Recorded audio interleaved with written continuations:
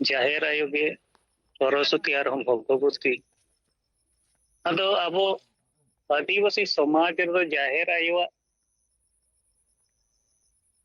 ठा मेना रहो नवा सरस्वती भगवती और चिले को ठाव दो नखान बनुआ चेदा से उनको दो अबो प्रकृति पूजक आदिवासी रेन पूज्य देव देवी दको बांग कना अदो नवा बात्रा अबो हिंदू परोन रेना मिट्टांग मैसेज भारत रे राष्ट्रपति उनी हो आदिवासी महिला उनिया मोचा को रोर रकाबो कना पाले नोनो कना मैसेज कोते नवा मैसेज विरोध रे हो आदिवासी संतार समाज से खन दो सेंगेल अभियान पावटा से खन विरोध रेना रोर रकाब ऑल तोल पे बांखान विकल्प आकारते नेलोगो कान रे हो आदिवासी संताल समाज रेन 99% नुकु जहां सशस्त्र रूप ते मेना को नुकुमा थीर के को ताहेन कना ओनाते पले राष्ट्रपति आय होते ते जहां आदिवासी समाज गोगो रेया से नवा धर्म गोगो रेया प्रक्रिया जारी कना ओना लगी पे बांकिन बतर जंग से उपलब्धि दारिया कना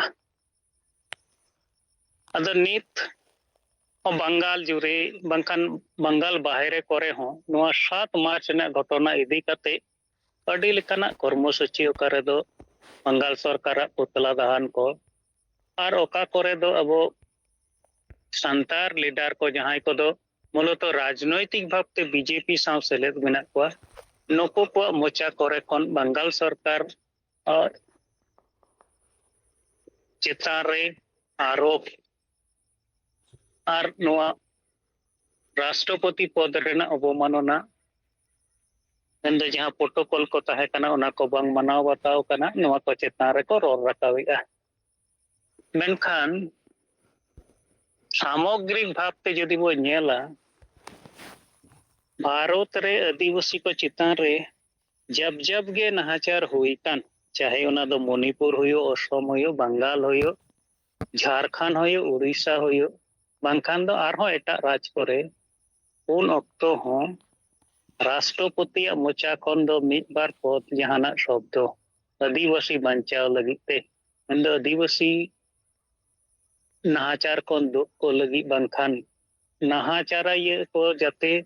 उपयुक्त सस्ती को नाम उनकाना जहाना रोर रखा दो बांग नेल कना ठीक उनका गे बंगाल सरकार पावटा से बंगाल सरकार रे ताहे अकान मंत्री को मुख्यमंत्री को होते थे हो राष्ट्रपति इदी कते हो अडी लेकाना कुरुचिकर मंतव्य विभिन्न समय होई कना और अब सेंगेल अभियान गे ओना विरोध रे हो नका कुरुचिकर मंतव्य व्यक्ति को विरोध रे पुतला दहन को और अडी लेकाना ओलबेल ताहाते हो कर्मसूची को हुई का नित द मेन गनोआ बंगाल सेट खन दो तृणमूल राजनीति लेकाते और एटा स्टेट करे खन दो मानकान सेंट्रल करे खन दो बीजेपी राजनीति छापाते मिद लेका दो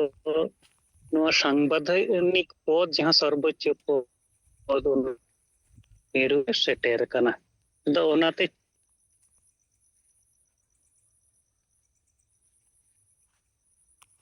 रोड़े खान दो तृणमूल रूपते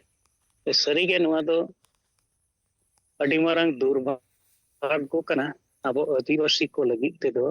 उनका मेन गनोआ गमके अडी दिन मारंग रेगे विभिन्न समय अकिना वक्तव्य रेकिन मेन का जे 2026 ते दो अब आदिवासी को लगी दो अडी बड़ी परिस्थिति रे बो सेटेरवा अदो ओना कथा पाले तो नित दो सरी कना ओना गे नेलोगो तो नंकान परिस्थिति रे अब सेंगेल सेत खन जहां कर्मसूची दाराय कान मे चांदो रे बो छपड़ावा ओनाते दो और मिदम भारत जाते मिट्टांग आंदोलन भारत हो दुलदुला तेहन आदिवासी सेंगेल अभियान पावटा सेत खन झारखंड रे संताली भाषा लागू होचे दाबीते राष्ट्रपति पुतला दहन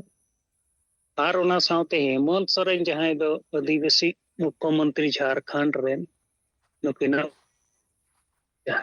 और ओना मरांग रे उनकिन चेतावनी मिदटांग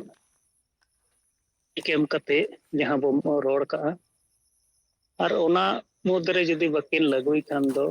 कर्मसूची अब बो होया और ओना रेन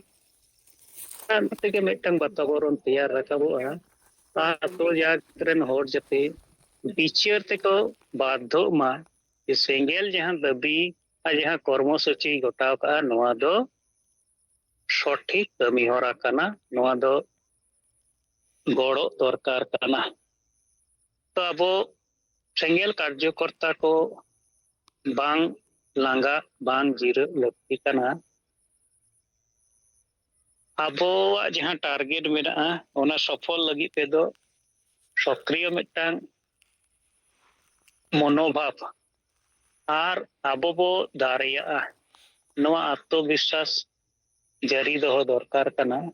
एंडे खान गे अब अब टारगेट रेबो सेटे दारिया अब कर्मसूची जहां मेना ओना लक्ष्य बो पूरण दारिया। तो इन सेत खन निद लेका नोआ कोगे रोड कते सनाम को दोहराते जोहार।